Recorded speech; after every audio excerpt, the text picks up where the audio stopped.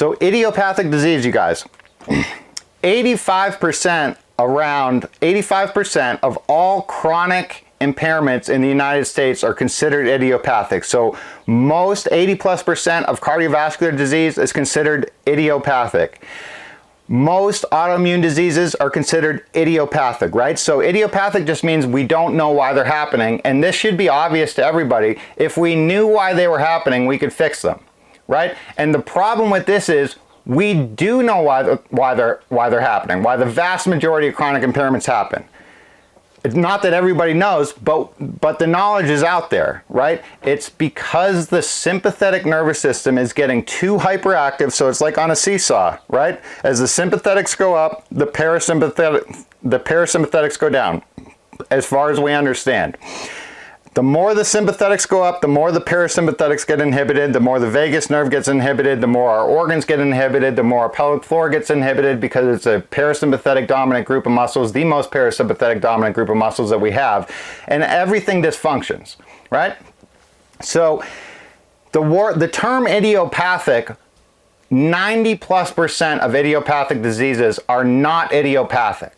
Right? They are obviously coming from a number of factors that some doctors understand and can fix this stuff, and most doctors never even get to the mental process of thinking past what a list in a book tells them to do. So the way that regular medicine is performed in 2024 is you go into a doctor, they talk to you for like 2 minutes, they ask you what your symptoms are, they match those symptoms to a list in a book, and they give you a pill with no chance of ever fixing that problem, and they basically tell you to take that stuff for life. And then if those pills have side effects, don't worry, there's other pills out there that they'll give you for those side effects, and the side effects from those, there's another pill for those. So it's just a big merry-go-round of crap in our typical medical system, right? Again, this is not conjecture, this is factual information that is not arguable. The stats per our own government say blatantly that our health is way worse now in 2024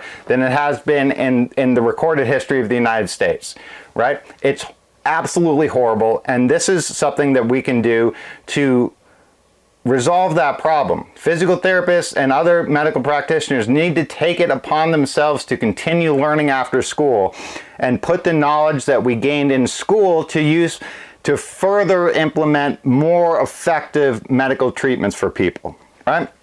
So like I mentioned, I lived in South America and for 10 years. I've been to every country in South and Central America. I've traveled all over the place down there, and I lived in some of those blue zones for a while, right? And so it was really, really amazing, you guys.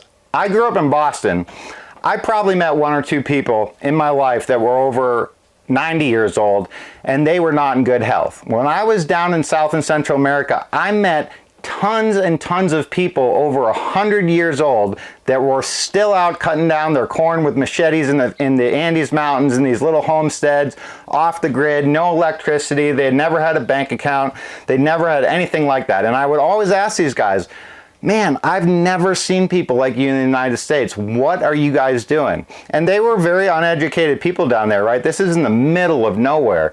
But they were smarter than most doctors in the United States. So they knew why they were healthy. They said, we never went to the doctor, we don't take prescription drugs, and we only eat food that we grow or that we trade for from our neighbors. And in so doing, they were always active because they were farmers and cattle herders and goat herders and stuff like that. Nicest people in the world. It was so, so cool to see, right? So vitamins and mineral deficiencies in the US population, right? So again, it's hard for a lot of people to wrap their mind around this stuff because it's so messed up that it's hard for people to grasp and accept that the system is this bad, but it is, right?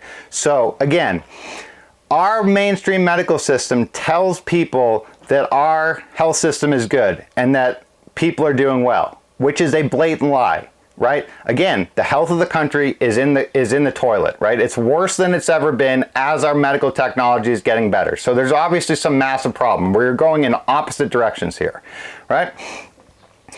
So as far as the numbers go, in 2024, 79% of Americans are overweight, obese, or morbidly obese. 79% have at least one chronic impairment, which would be obesity. If you have obesity or you're overweight for any period of time, you're going to have other chronic, autoimmune, idiopathic impairments from being fat, right? And 65% of the US population is taking at least one prescription drug. And all of those stats include children, right? So this is an absolute disaster once again.